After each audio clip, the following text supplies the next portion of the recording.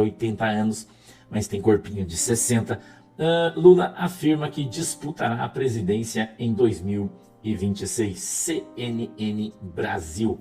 Apex Futura é o nome da pesquisa. Lula é desaprovado por 53,8% e a sua aprovação, segundo a pesquisa, é de 40,7%. Gazeta do Povo. Lula desobedece excelentíssima senhora ministra Carmen Lúcia e não envia informações em ação sobre lei da ficha limpa. Eita, olha lá, vamos embora. Diário Centro do Mundo. Ciro Nogueira cogita retorno à base da Lula. O Diário no Centro do Mundo, né, diz assim: nos bastidores da política piauiense, um movimento estratégico começa a ganhar força. E o senador Ciro Nogueira estaria cogitando uma reaproximação com o presidente Luiz Inácio Lula da Silva do PT, que não é novidade para ninguém. Meio Independente. PSDB que vem ressurgindo das cinzas, eles querem pelo menos, né? Não sei se tem voto para isso, mas eles querem. Convida o ex-presidente Michel Temer para concorrer à presidência em 2026. Será? Pleno News, olha isso. Lula diz que não haverá assunto vetado em reunião com Trump. Pleno News de novo. Lula volta a criticar o uso do dólar dias antes de reunião com Trump. Tá ficando cada vez melhor, né? Diário 360. Amorim critica a ação militar dos Estados Unidos na Venezuela e defende Maduro, dizendo que ele não é o Bin Laden. E não é mesmo, né? Pleno News, olha isso. Lula, presta atenção na frase do excelente. Me responde aqui uma pergunta, não vai embora não. O encontro de Lula com Donald Trump foi uma vitória para Lula ou então foi uma frustração? Olha, eu vou te dar minha opinião com base nos fatos, inclusive em bastidores, e você pode se surpreender. Então, bom dia para você. Que você tenha uma nova semana que seja abençoada sobre a sua vida e abençoadora sobre a vida das pessoas ao redor de você. A essas alturas, com certeza você já viu que Lula e Trump se encontraram lá na Malásia para negociar o tarifaço e as sanções contra o Brasil. E tinha uma expectativa muito grande sobre esse encontro. Seria aberto à imprensa ou fechado? Seria tenso ou amigável? Trump humilharia Lula, como fez com outros líderes mundiais, como Zelensky? Lula ia conseguir a revogação da tarifa, das sanções sobre os ministros do Supremo? E agora a gente teve a resposta a tudo isso, mas eu vou te responder a pergunta mais importante de todas nesse momento. Qual foi o saldo final desse encontro? Foi uma vitória de Lula ou foi uma frustração? Antes de eu responder a isso para você, você já sabe. Curte o vídeo, se inscreve aqui no canal que é a sua casa. Clica no sininho para você não perder nada e para a nossa voz conjunta chegar mais longe. A cada clique, o YouTube entende que o nosso conteúdo é relevante e leva mais ainda para você e para outras pessoas. Bora lá então, pessoal! O governo brasileiro estava há tempos tentando encontrar um jeito de dialogar com o governo americano para tentar revogar o tarifaço, a Magnitsky e as sanções. Só que era grande o medo. Medo de quê, Deltan? Medo do que o... Olá a todos do canal Web Mídia, sejam todos bem-vindos. Pessoal, vamos ver esse vídeo aqui, tá muito importante você ver esse vídeo, você vai ficar impactado do que você vai ouvir. Então preste bastante atenção, tá? Porque o que vai ser dito aqui vai deixar você de orelha em pé. Depois comente, convide mais pessoas para estar assistindo aqui o nosso conteúdo, tá? Vamos lá, vamos ver esse vídeo aqui na íntegra. O Santíssimo Senhor, que a gente não sabe quem é, disse hoje em declaração o seguinte: traficantes são vítimas dos usuários também. Ele disse que os traficantes são marginalizados, né? Segundo Petros, na Colômbia, disse que os traficantes são trabalhadores, como outros qualquer, né?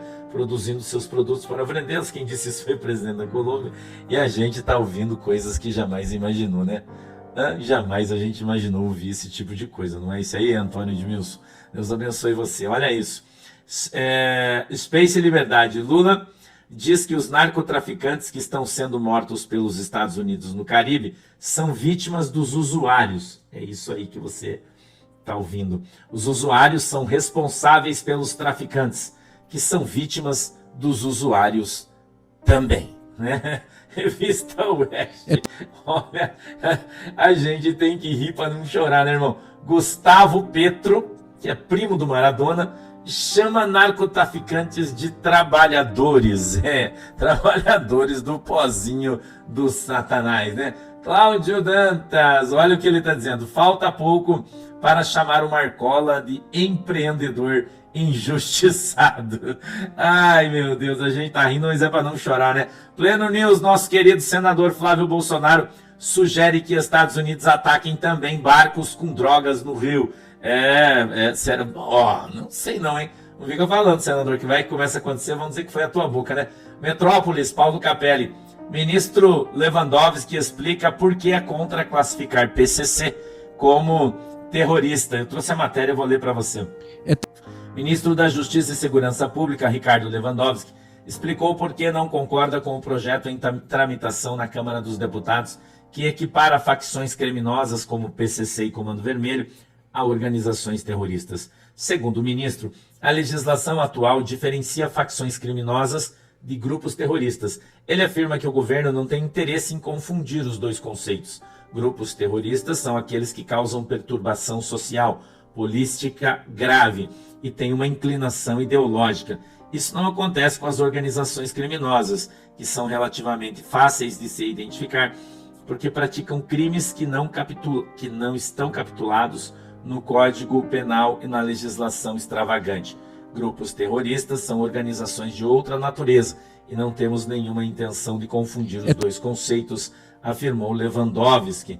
Nesta quarta-feira, o ministro apresentou o projeto Antifacção, iniciativa que endurece penas para organizações criminosas. O projeto foi encaminhado ao governo por meio da Casa Civil. Obrigado, Jandira. Sem comentários. Gazeta do Povo. Saída de Fux da turma de Moraes diminui peso de indicação de Lula e redesenha forças no STF. Gazeta do Povo. Fux quer terminar de julgar suposto golpe antes de mudar de turma. Jovem Pan News. Fux vota para anular ação penal de réus do núcleo 4 da trama golpista. Hoje está só o ministro aí, né? Solitário hoje, ministro, nas notícias. Dá o senhor hoje, hein? Conexão Política. Após 4 anos, TSE arquiva inquérito contra Bolsonaro por ataque às urnas eletrônicas. Gazeta do Povo. Os tiranos que governam o Brasil jamais esperariam encontrar o homem procurado por Diógenes há 2.400 anos. Mas o fato é que hoje eles o conhecem. E esse homem se tornou um grande problema. Seu nome é Felipe Martins. Deixa eu contar um negócio para você aí. Estão falando que dois irmãos gêmeos foram presos ontem nos Estados Unidos pelo FBI, que trabalhavam no BPO, e foram os caras que inseriram aí as documentações falsas do Felipe Martins nos computadores americanos. E saiu uma notícia ontem, eu estou te dando aqui, você não vai escutar isso em nenhum outro lugar. São dois irmãos, são gêmeos, né? São cidadãos americanos, o que o valha, né? Provavelmente trabalhavam no Estado americano. E eles têm um grande amigo, irmão, mas um grande amigo, que dizem que é um youtuber famoso aí, de pequena estatura. Diz que são parça, unha e carne aí, né? E que dizem, né? Parece que vai surpreender muita gente aí quando for divulgado quem é que estava com eles nesse negócio aí. Estão falando, né? Parece que eu, né? Não posso, mas tô te contando aí. Recebi essa notícia ontem lá dos Estados Unidos, que os caras foram presos ontem e que tomava chopp, batia, né, conversa, saía, broderagem e tal, com um camarada que você conhece muito bem aí, que vai mostrar sua verdadeira face em breve, né? Em breve, irmão. Vista Pátria. PL retoma pressão por anistia após trégua com o presidente da Câmara. Irmão. Gazeta do Povo. Senado libera 5 bilhões para Forças Armadas fora do arcabouço. Veja como os senadores votaram. Isso aí não estava previsto. Não é para o orçamento do Exército, é para um gasto extra que ninguém sabe bem o que é. Por que estão precisando de tanto dinheiro tão rápido, né? Não sei aí, né, irmão? A gente sabe, mas não vai falar, né? Vamos lá, né? Revista Oeste. Comissão do Senado diz que recebeu uma grana ainda para fazer isso. O cara de pequena estatura, né? Política. Comissão do Senado equipara ódio a mulheres a crime de racismo. Metrópolis. Fumando maconha, Bove aponta a arma para Cíntia como brincadeira, diz o Ministério Público de São Paulo. Eu trouxe aqui para você uma reportagem sobre a Cíntia, que todo mundo conhece, influenciadora, perdeu um pouco de moral ultimamente com os bolsonaristas e tal, porque ela ficou muito brava com o que aconteceu com o marido dela, que era esse cara aí que é deputado, né, do PL, e tá dando uma grande confusão e tal, mas vou trazer a reportagem para você. Eu acho que é importante para as mulheres, né? até onde elas vão, né? Porque gostam dos homens, né? Até onde elas irão, né? Isso quem está falando aqui é o Ministério Público, que eu estou lendo, né? E está no jornal, então eu vou ler para você, ó. O deputado estadual Lucas Bove, PL, tinha o hábito de fumar maconha e manusear a própria arma de fogo, apontando como brincadeira para a então esposa, a influenciadora Cíntia Chagas, diz a denúncia do Ministério Público de São Paulo, oferecida à Justiça nesta quinta. A promotoria classificou o ato como uma intimidação ostensiva.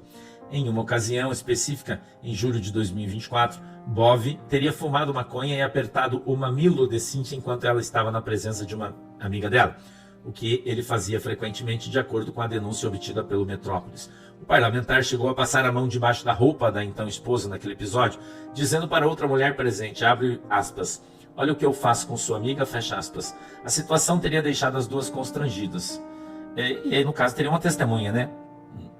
O MPSP, Ministério Público de São Paulo, denunciou Bove, não sei, né, por violência psicológica, perseguição, ameaça e lesão corporal, e pediu a prisão preventiva do parlamentar. Cíntia o acusou de agressão pela primeira vez em setembro do ano passado, durante a separação do casal. Na época, ela registrou um boletim de ocorrência e entrou com um pedido de medida protetiva que foi acatado pela Justiça, mas desde então, Bove ficou proibido de manter contato, se aproximar e frequentar lugares em que a esposa esteja. Na época, ela registrou um boletim de ocorrência e entrou com um pedido de medida protetiva, que foi acatado pela Justiça. Desde então, Bove ficou proibido de manter contato, se aproximar e frequentar lugares em que a ex-esposa esteja ou estivesse. No entanto, o parlamentar teria um padrão reiterado, e está entre aspas aqui, de desrespeitar a medida protetiva, ou seja, o cara não obedece, né, e continua correndo atrás, né, como destacou a promotora Fernanda Raspantini Pellegrino na denúncia. Abre aspas de novo. Há aproximadamente um ano, o denunciado vem ignorando as determinações do sistema de justiça, já que o intimou e o advertiu pessoalmente por meio de seus advogados constituídos, de modo que o autor possui a devida ciência acerca da necessidade de respeitar as medidas protetivas. Porém, ele não o faz por acreditar que não será responsabilizado pelas consequências de seus atos, tendo em vista que age como se não houvesse decisão judicial a cumprir, afirmou a promotoria. Tá? Eu queria falar para você assim, ó, gente, eu acho que é fácil julgar as pessoas sem você conhecê-las adequadamente. E eu, como pastor, eu posso falar isso para você porque, né, eu tenho milhares de ovelhas, milhares. E eu enfrento bastante esse tipo de problema, né? A gente trata bastante como pastor desse tipo de relacionamento errado, de coisa errada, né? O Trump poderia fazer um encontro presencial, porque ele já tinha sido muito duro com outros chefes de Estado que ele entendia que não estavam fazendo um bom trabalho. E olha, eles entendem que o Brasil está atrapalhando bastante. Sobre Venezuela, sobre conflito com Hamas lá em Israel, sobre guerra da Ucrânia, sobre moeda dos BRICS e por aí vai. E aí o Trump já tinha criticado e muito o Brasil. Por isso, o receio era que Lula também pudesse ser humilhado. Tanto que saiu essa matéria aí, ó. Aqui, ó, do dia 30 de setembro. Olha o receio deles. Celso Amorim sobre Lula. Encontrar Trump jamais se deixará humilhar. Lula jamais se deixará humilhar. E esse receio, ele não se confirmou ontem. O resultado foi aquele que a gente já conhece, que foi noticiado aí pela Embaixada dos Estados Unidos no Brasil.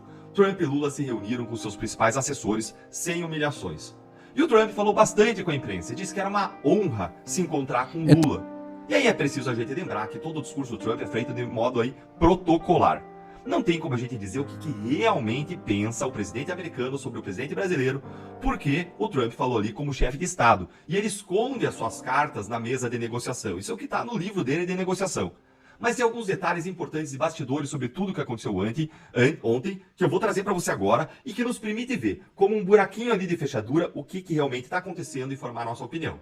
Primeiro, gente, foi realmente uma surpresa o encontro ter acontecido. Por que, Deltan? Porque ele não estava nem na agenda oficial do Trump e também, além disso, tinha uma pedra no meio do caminho de Lula. Uma pedra. E essa pedra tem nome e tem sobrenome. Um obstáculo difícil de ser superado. E o nome é Marco e o sobrenome é Rubio. Marco Rubio, ele participou do encontro. O Rubio é o integrante do governo americano mais reticente a Lula.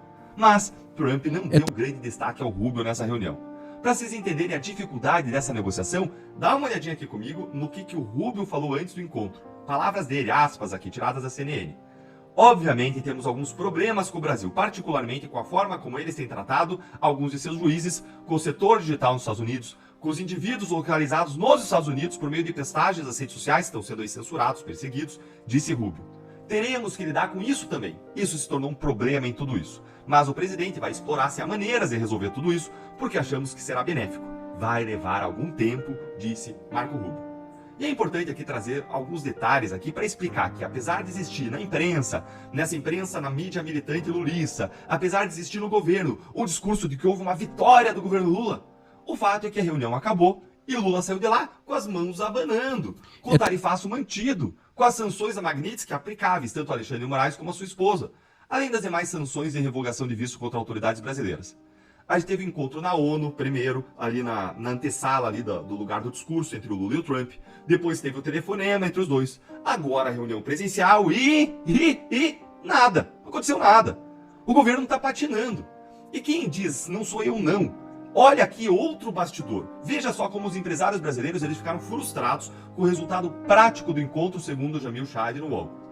Governo vê encontro como ato para conter crise. Já empresários, eles esperavam muito mais. Olha aqui, negociadores do setor privado admitiram ao UOL que ficaram, veja a palavra, frustrados com o resultado. Frustrados. E que esperavam que o primeiro aceno de redução de tarifas poderia acontecer.